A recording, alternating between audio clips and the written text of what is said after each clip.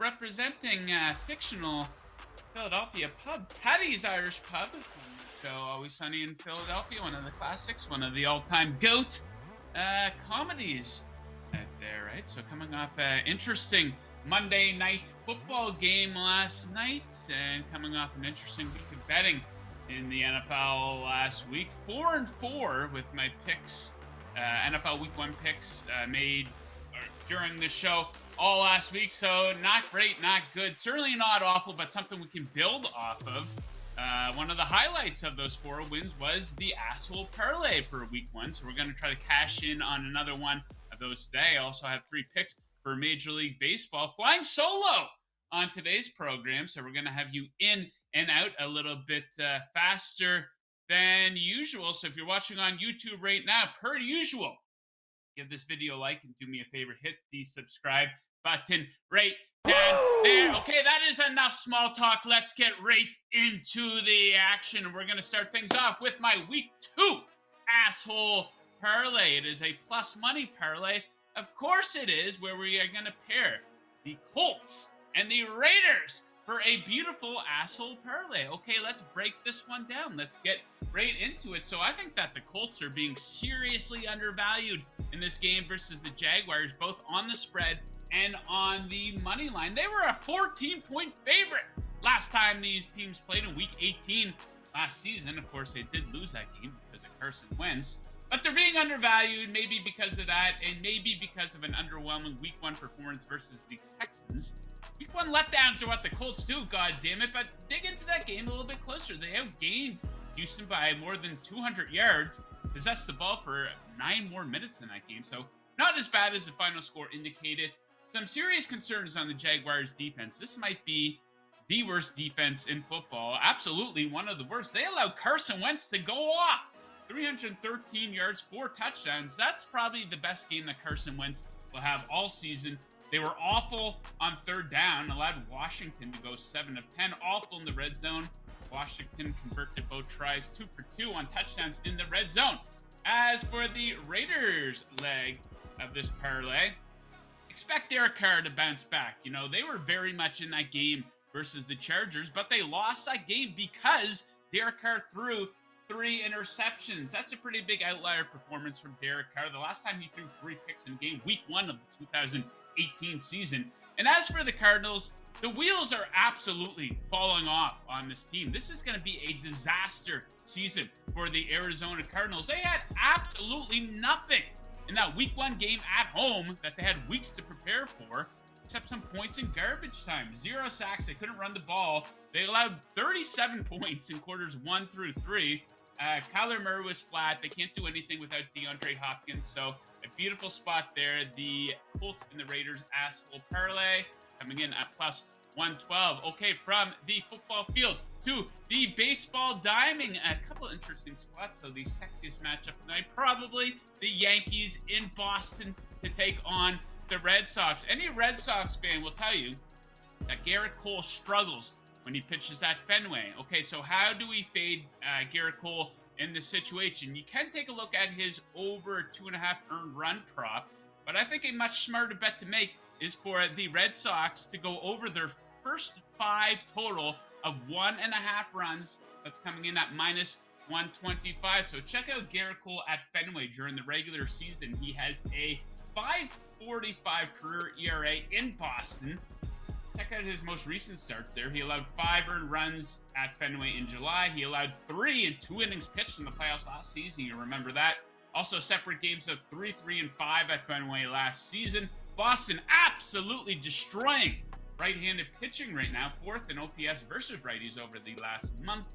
And Sox offense going off early. They are 2nd in runs scored in innings 1 through 5 over the last month of the season. So we're going to take the Red Sox first 5 total over 1.5. Next up, we are staying in this game in a sneaky little spot, one that we played last week. We're going to go back to the well on it. Nick Pivetta, over 1.5 walks, coming in odds of -140 on that one. So check this out. Pivetta has had at least 2 walks in 17 of his last 20 games.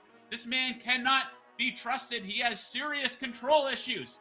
Versus the Yankees this season, he has had serious control issues.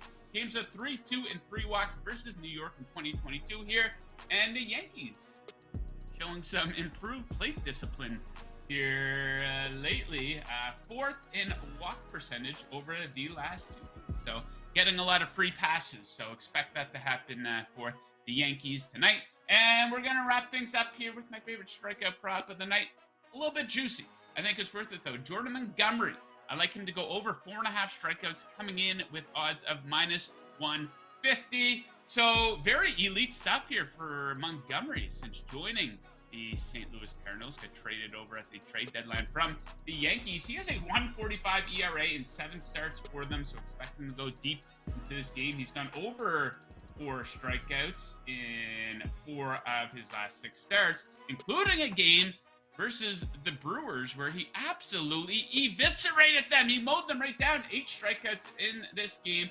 And probably the reason why I like this bet the most is because the Brewers have the highest strikeout percentage versus left-handed pitching over the last month of the season. So give me Montgomery to get to at least 5 strikeouts. Okay, so there you have it. My 4 favorite picks.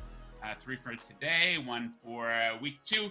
NFL, if you're looking to tail any of these, I have a feeling some of you might want to tail that asshole parlay. I also have a feeling, based on some comments on Twitter, that some of you might be looking to fade some of these bets. The choice, quite simply, is yours, but I have a sports book where you might be interested in placing some of these bets at. I want to tell you about our friends over at BetMGM, the sponsor for this program. So, kick off the new pro football season with the king of sportsbooks. Sign up with BetMGM using bonus code VIBONUS.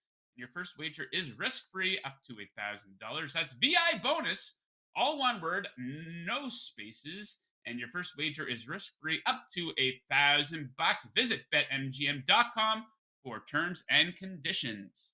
Must be 21 years or older to wager. Offer is for new customers only. All promotions are subject to qualification and eligibility requirements. Rewards issued as non-withdrawable free bets or site credits. Free bets expire 7 days from insurance. Excludes Michigan disassociated persons. Please gamble responsibly. Gambling problem? Call 1-800-NEXT-STEP in Arizona, 1-800-522-4700 in Colorado, D.C., Kansas, Louisiana, Nevada, Wyoming, or Virginia, 1-800-270-7117 for confidential help in Michigan, 1-800-GAMBLER in Indiana, Maryland, New Jersey, or West Virginia, 1-800-BETS-OFF in Iowa, 1-800-981-0023 in Puerto Rico. Call or text Tennessee Redline at 800-889-9789 in Tennessee, or call 1-888-777-9696 in Mississippi. In Ontario, if you have questions or concerns about your gambling or someone close to you, please contact Connects Ontario at 1-866-531-2600 to speak to an advisor free of charge. Sports betting is void in Georgia, Hawaii, Ohio, and Utah, and other states where prohibited. Promotional offers not available in Nevada. BetMGM, the king of sportsbooks. Pretty amazing how I can read that off that fast like that, right? So, yeah, BetMGM, big shout out to them. Hit them up for a new sports book. I highly recommend it. Okay, so I put out the tweet this morning. I asked the CTP crew for some of their best bets here for tonight, and we had a couple people weigh in with some hopeful winners. So I'll ask producer Tito to bring those up on the screen right now. Producer Tito, hitting the bong this morning, apparently. Nick's picks. I believe Nick has been on the program before. I believe Nick has given us some winners before. He has an interesting one here. So he likes the Rangers team total over 4 runs, -125. A 2-unit bet. Sound the alarm. So Oakland 27th in defensive runs saved. Texas a 145 WRC plus at home versus left-handed pitching.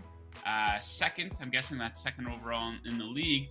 Waldichuk, who was on the mound for the A's, he's solid.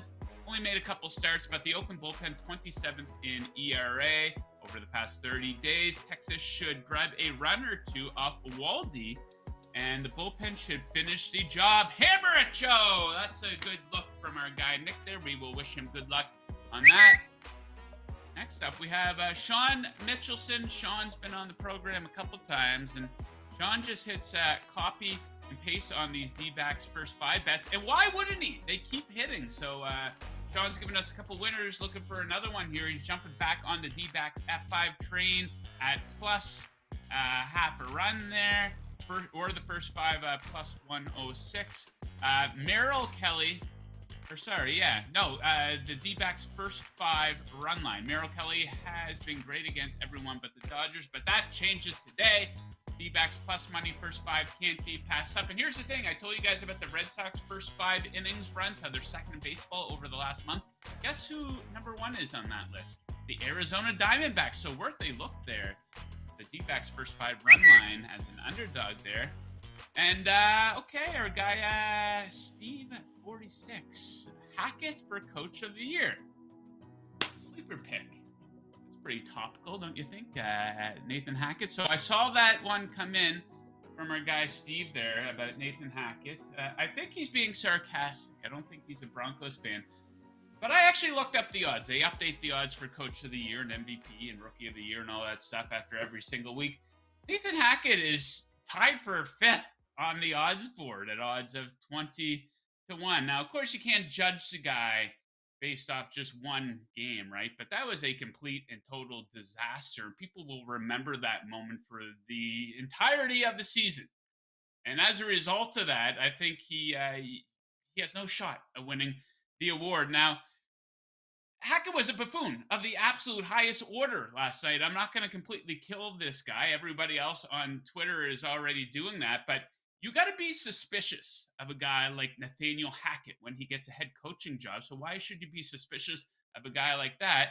Well, he built his name off the back of Aaron Rodgers, of Devontae Adams as the offensive coordinator of the Green Bay Packers, where I'm assuming Matt LaFleur probably had a bigger hand in that offense than the offensive coordinator time Nathaniel Hackett did. So, yeah, you always have to be suspicious of a hire like that. Once upon a time, there was a red-hot coaching candidate who also came out of the Broncos who worked with Peyton Manning as Manning's offensive coordinator. Do you know what this guy's name was? Adam Gase.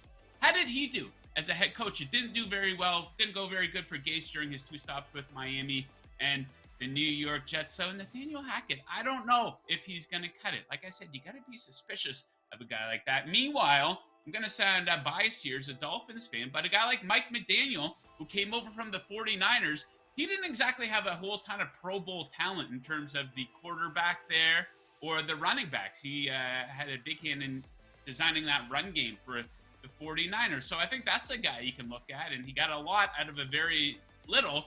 Whereas Hackett, like I said, he built his reputation off the back of Aaron Rodgers, so I don't know if he's going to cut it as a head coach here in the NFL. So, yeah, we're winding right down. 12 minutes in. Like I said, a short show today, guys. If you liked the program, give the video a like. Give the subscription button right down there a little hit to subscribe to the Vegas Insider YouTube channel here. So coming up here on the Vegas Insider YouTube channel, Down to the Wire with Kevin Rogers at 6 p.m. this evening. Make sure you check it out. Make sure you're following Vegas Insider on Twitter. Make sure you're visiting the website for all of your betting needs. Good luck with your bets tonight, unless you are fading me. And as always, keep chasing that paper. Woo!